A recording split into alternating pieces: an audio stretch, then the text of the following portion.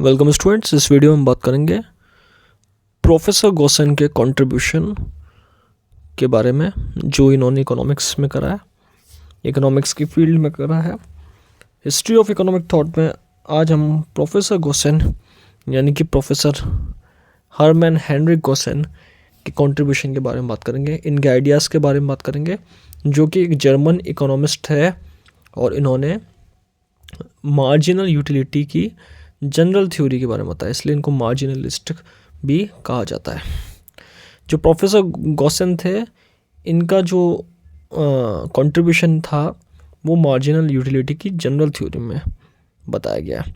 Field इनका micro economics का था फील्ड, और general theory of marginal utility का इनका जो गॉसन के लॉज, इनके नाम से इनका कंट्रीब्यूशन जाना जाता है। सबसे पहले बात करते हैं हम इनके इंट्रोडक्शन की कि कंट्रीब्यूशन का इन्होंने कैसा इंट्रोडक्शन रखा। गॉसन के अकॉर्डिंग जो है वो कन्फ्यूज़न अगर देखा जाए इकोनॉमिक्स फील्ड के अंदर, जो कन्फ्यूज़न क्रिएट होता है इकोनॉमिक थ्योरी के अंदर, तो वो पहला कारण उन्होंने इनका मानना है कि मैथमेटिकल ट्रीटमेंट की कमी के कारण होता है।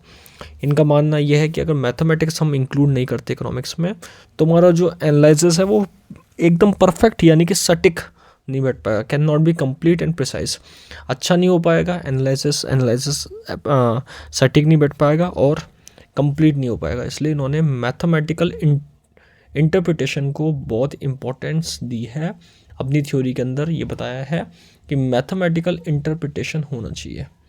मैथमेटिकल इंटरप्रिटेशन जब भी हम किसी इकोनॉमिक एनालिसिस में करेंगे तो इससे हमारी एक्यूरेसी, हमारा इकोनॉमिक एनालिसिस, हमारा इकोनॉमिक ट्रीटमेंट अच्छा और कंप्लीट माना जाएगा और वो परफेक्ट यानी कि परफेक्शन को लेकर आगे बढ़ेगा। तो इन्होंने एक पॉइंट बताया है कि यहाँ पे मैथमेटिकल ट्रीटमेंट होना बहुत ज़रूरी है।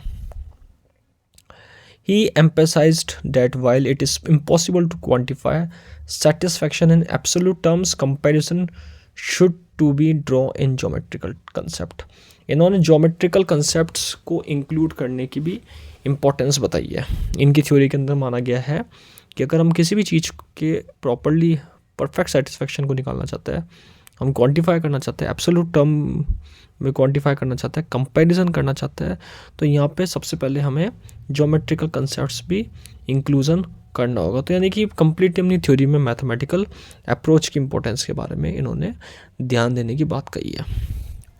प्रोफेसर गॉसन का जो था वो कंट्रीब्यूशन मेनली थ्री लॉ जो है उनके बेसिस पे बनाया गया। ये जो 3 लॉज है वो बहुत इंपॉर्टेंट माने गए और ये 3 लॉ इनके कंट्रीब्यूशन का सबसे बड़ा हिस्सा है, जिसके अंदर इन्होंने अपने कंट्रीब्यूशन के बारे में, अपने एनालिसिस के बारे में बताया है। जो 3 लॉ है वो बहुत इंपॉर्टेंट माने गए इनके अकॉर्डिंग, और उन 3 लॉज के बारे में हम डिस्कस करेंगे, जिसमें फर्स्ट लॉ, सेकेंड लॉ और थर्ड लॉ के नाम से इसको जाना जाता है। तो जो कंट्रीब्यूशन है इनका प्रोफेसर गॉसन का, उसमें 3 लॉज का बहुत ही इम्पोर्टेंस दी गई है। तो सबसे पहले इन्होंने क्या बात बताई है 3 लॉज के पहले, कि कोई भी व्यक्ति होगा वो हमेशा अपनी लेवल ऑफ सेटिस्फैक्शन को पहुँचेगा और लेवल ऑफ सेटिस्फैक्शन को कंप्लीट करेगा, लेवल ऑफ सेटिस्फैक्शन तक जाएगा और लेवल ऑफ सेटिस्फैक्शन तक मैक्सिमम जाकर वो कंप्लीट करेगा। So Gossen says every man should be strive to maximum history level of satisfaction in life. अपनी लाइफ के अंदर मैक्सिमम सेटिस्फैक्शन वो गेट करता है। ये इनका मानना है प्रोफेसर गॉसन का कि कोई भी व्यक्ति मैक्सिमम सेटिस्फैक्शन तक जाता है और उस मैक्सिमम सेटिस्फैक्शन को जाकर के फिर वो अपनी यूटिलिटी को ख़त्म करता है। तो ये एक बता रखा है इन्होंने। पहला लॉ जो है वो इनके द्वारा बताया गया है, जिसको फर्स्ट लॉ ऑफ गॉसन कहा गया है। On the basis of satisfaction and utility इन्होंने 3 प्रिंसिपल और 3 लॉ बनाए, जिसमें पहला लॉ पढ़ेंगे, as a consumer increases their use of a given good or service, the marginal utility they obtain from that consumption continuous decline. This process goes on till the relevant want is completely satisfied and the point of satiety is reached. Simple सा law बताया इन्होंने, किसी भी हम goods को अगर हम use करते हैं, कंज्यूम करते हैं, तो हमारा एक सेटिस्फेक्शन, जब भी हम लगातार कंटिन्यूस कंजम्पशन उसका करेंगे, कंटिन्यूस यानी कि हमारा MU, जो हम एडिशनल यूटिलिटी यानी कि पावर ऑफ कंजम्पशन, जितना हम उस गुड्स को कंज्यूम करेंगे एडिशनल में, लगातार कंजम्पशन करेंगे, उतना ही हमारा वो जो कंजम्पशन का लेवल है वो यानी कि मार्जिनल यूटिलिटी वो डिक्लाइन होता रहेगा। सपोज़ हमने टी का कप लिया है, टी कप हमने कंज्यूम करा, देन नेक्स्ट कप की तरफ हम जाएंगे, कंज्यूम करेंगे, देन हम एक पॉइंट ऐसा आएगा कंजम्पशन जहाँ पे हमारा डिक्लाइन हो जाएगा टी का। क्यों डिक्लाइन हो जाएगा? क्योंकि हमारा जो सेटिस्फेक्शन लेवल है वो एक पॉइंट होगा जिसको हम पॉइंट ऑफ सैटिस्फैक्शन कहेंगे, मैक्सिमम तक जा चुका होगा और फिर वो डिक्लाइन धीरे धीरे होगा। किसी भी चीज़ का हम कंजम्पशन करते हैं तो वो एक पर्टिकुलर पॉइंट तक करते हैं, फिर हम उसका कंजम्पशन धीरे धीरे ख़त्म करने लग जाते हैं और धीरे धीरे कम करने लग जाते हैं। जैसे पानी का गिलास, हम पानी पियेंगे तो एक बार में 1 गिलास पानी पिया, देन हमने कम करा, नेक्स्ट जो गिलास है उसके अंदर हमने हाफ एन वाटर लिया उसका गिलास का, और फिर हम धीरे धीरे कम करते करते उसको डिक्लाइन करते रहेंगे। तो इनका मानना ये है कि पर्सन जब सेटिस्फाई हो जाता है किसी भी चीज़ से तो उसका जो कंजम्पशन है वो डिक्लाइन करने लग जाता है। और इसी को इनका फर्स्ट लॉ ऑफ गॉसेन के नाम से जाना गया है कि इन्होंने जो अपना लॉ है जिसको बोलते हैं law of diminishing marginal utility यानी कि DMU, कि पर्सन अपना यूटिलिटी, उसका कंजम्पशन का जो पावर है वो धीरे धीरे डिक्लाइन होगा, डिमिनिशिंग होगा, गिरता जाएगा जैसे वो एडिशनल कंजम्पशन करेगा किसी भी प्रोडक्ट का। इसमें कुछ एक्सेप्शन है कि जैसे मनी हो गया, मनी वाटर हो गया, डायमंड हो गया, ये कुछ एक्सेप्शन है जिनके ऊपर ये लॉ अप्लाई नहीं होता। तो गॉसेन ने क्या कहा है? गॉसेन ने ये कहा है कि ये फर्स्ट लॉ है गॉसेन का, और इसमें इन्होंने यही बात कही है कि जितना वो रीच करेगा अपनी सेटिस्फेक्शन लेवल को, सैटिस्फैक्टी को रीच करेगा, पॉइंट ऑफ सैटिस्फैक्टी को, देन इसका कंजम्पशन डिक्लाइन होता जाएगा और सेटिस्फेक्शन कम होता जाएगा। सेकेंड पॉइंट है, Gossen states that when a consumer is to consume different goods then he equates their marginal utility in order to drive maximum satisfaction from the total consumption. अब इसमें इन्होंने एक केस लिया है। Second law जो है, first law हमने कर लिया, सेकेंड पॉइंट है कि कोई भी कंज्यूमर कंज्यूम करेगा अलग अलग गुड्स को, वो अपनी यूटिलिटी को इक्वेट करेगा और उसमें से मैक्सिमम सेटिस्फेक्शन को पता लगाएगा। जैसे कि for example he consume 3 goods X, Y और Z, he will compare the marginal utility of this products minus their individual cost. हमेशा ये पर्सन की एक थिंकिंग रहती है कि कोई भी गुड्स को वो, जैसे फॉर एग्जांपल गुड्स बिस्किट है, बिस्किट की अलग अलग कंपनी है, वो अलग अलग कंपनियों के बिस्किट्स लेगा, लेकिन उनमें से उनको तीनों को इक्वेट करेगा, वो उनको देखेगा कि किससे ज़्यादा सेटिस्फेक्शन मिल रहा है, और जिससे ज़्यादा सेटिस्फेक्शन मिलेगा उसी गुड्स का कंजम्पशन वो बढ़ाएगा। तो गॉसेन का जो कहना क्या है, गॉसेन का ये कहना है कि ही कंज्यूम 3 गुड्स जैसे X, Y, Z, he compare marginal utility of this product minus their individual cost, जो भी उसकी इंडिविजुअल कॉस्ट होगी उसको यहाँ पर एडिशनली वो माइनस करता रहेगा, यानी कि जितना भी उसको अच्छा लगेगा, जहाँ पे सेटिस्फेक्शन मिल रहा है, जहाँ पे क्वालिटी भी अच्छी है, पैसा भी उसका खर्चा कभी कम हो रहा है, तो उस गुड्स को वो तवज्जो देगा, वो ज़्यादा प्रेफरेंस देगा और उस गुड्स को खरीदेगा। जैसे इसके अंदर बता रखा है MUX divide by PX, MUY divide by PY and MUZ divide by PZ। किसी भी गुड्स, 3 तरह के गुड्स लिए, तीनों को इक्वल रख रहा है, तीनों की प्राइस को इक्वल रख रहा है और तीनों की MU को इक्वल रख रहा है।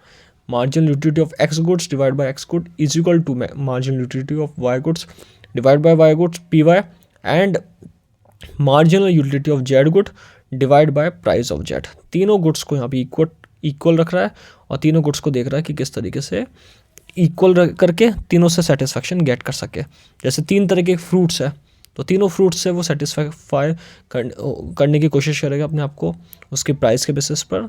तो इसको हम यहाँ पर this is the second law of Gossen माना गया।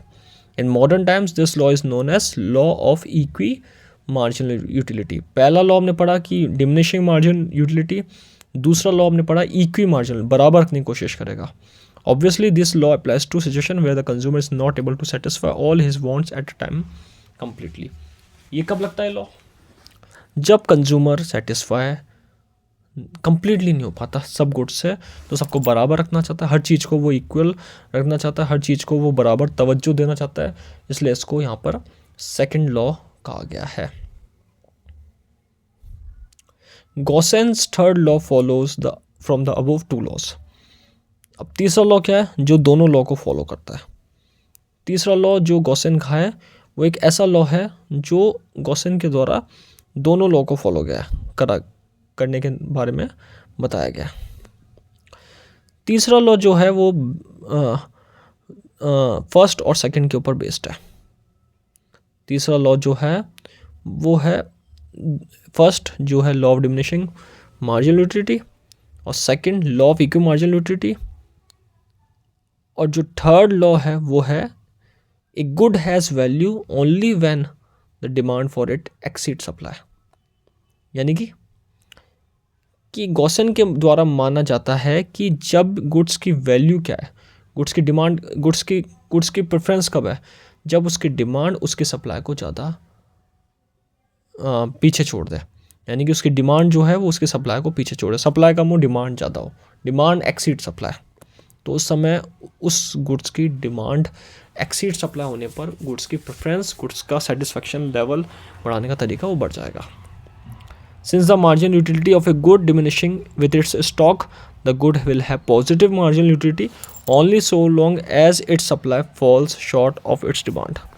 यानी कि पहला आपने माना DMU, दूसरा हमने माना EQ मार्जिनल यूटिलिटी, तीसरा हमने माना कि गुड कब यूटिलिटी बढ़ाएगा, MU कब बढ़ेगा गुड का, कब सेटिस्फेक्शन लेवल ज़्यादा देगा, जब गुड की डिमांड उसकी सप्लाई से ज़्यादा होगी।